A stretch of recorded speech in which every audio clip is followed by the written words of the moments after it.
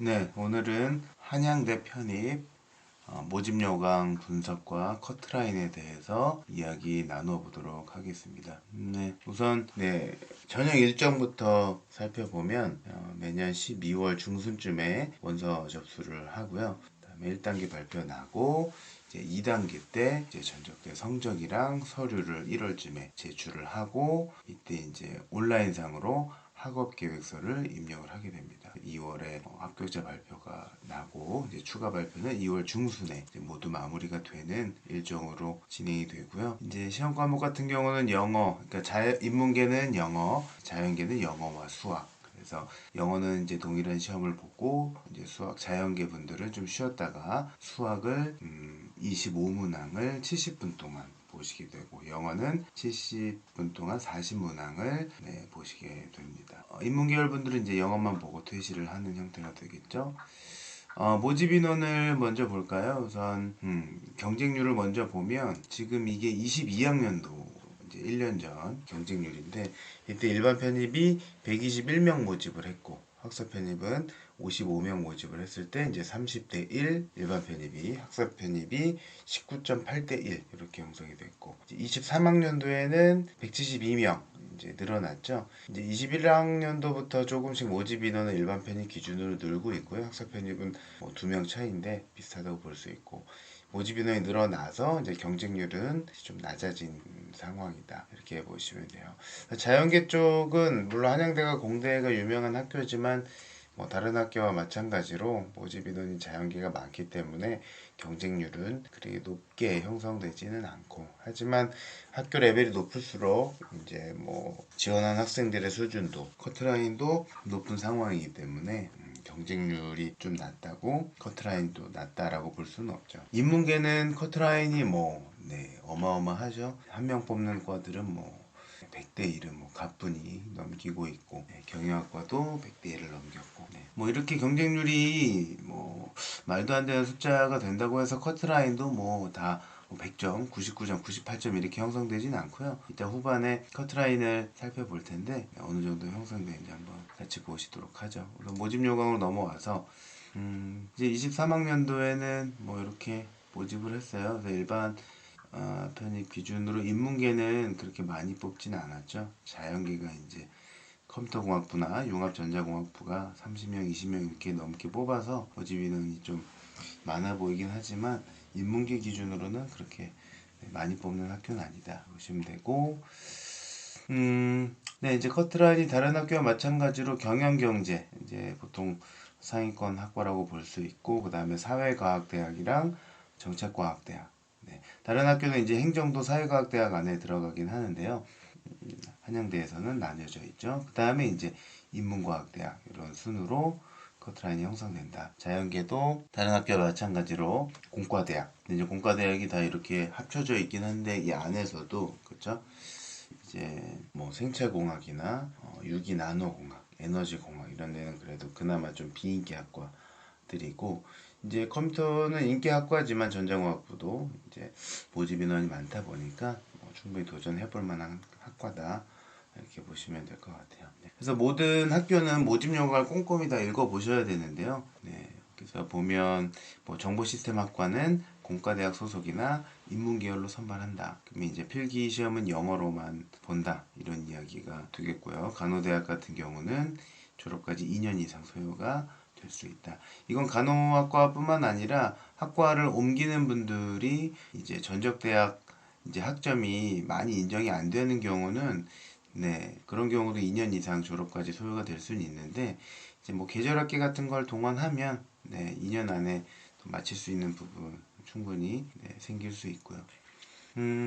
이제 지원 자격부터 살펴보면 아까 이제 말씀드린 대로 172명 모집을 했고 23학년도에 이제 간호학과 이렇게 있죠. 간호학과 같은 경우는 이제 전적대가 상관없는 경우도 있지만 이런 식으로 전적대가 국내 4년제 간호학과여야지만 지원할 수 있는 자격이 된다 이렇게 표시하고 있죠. 그래서 이제 간호학과 같은 경우는 뭐 학점은행제 이렇게 진행하는 분이 있는데 학점은행제로 간호학과를 진행하는 경우는 힘들기 때문에 그런 부분 좀 많이 고려를 해보셔야 될 것 같아요. 뭐 다른 학교 똑같아요. 2학년 이상 수료하면 수료 증명서가 나오면 그 자격이 된다. 이렇게 보시면 되고요. 뭐 특별한 건 없어요. 이제 학점은행제 같은 경우는 원래 전문 학사학위 있으면 뭐 당연히 일반 편입 지원할 수 있는데 이제 학사로 진행할 경우에도 80이 안 돼 갖고 70 이상 갖고 있으면 뭐 이제 학점 인정 증명서 같은 걸 내서 지원할 수 있는 학교다. 그런 학교들은 이렇게 지원 자격에 표시를 하고 있고 이제 전형 방법은 이제 서류가 들어가요. 그래서 필기 시험과 서류가 들어간다. 이제 필기 전형이 이제 1단계고 1단계에서 3배수에서 최대 5배수까지 뽑고 있고요. 동점자 같은 경우는 필기 시험을 1순위로 해서 선발한다. 이렇게 보시면 되고 이제 서류 평가 같은 경우는 이제 학업 계획서나 전적 대학 성적을 통해서 전공 적합성과 기초 학업 능력을 평가한다. 이렇게 나와 있는데 네, 이제 전공 적합성이라는 걸 이제 나타내고 있긴 한데 전적대와 이제 같은 학과를 지원하시면 조금 유리할 수는 있겠죠. 그래서 네, 그런 부분도 조금 고려를 하시면 좋을 것 같고요. 제출 서류는 뭐 마찬가지입니다. 이제 내가 지원 자격이 되는 거를 증명하는 서류 하나, 그다음에 이제 학업 계획서 하나, 그다음에 성적 증명서 하나 이렇게 내시면 되고요. 학사 편입은 지원 자격 학사 학위가 있으면 되겠죠. 네, 심플하고 나머지는 뭐 다 마찬가지입니다.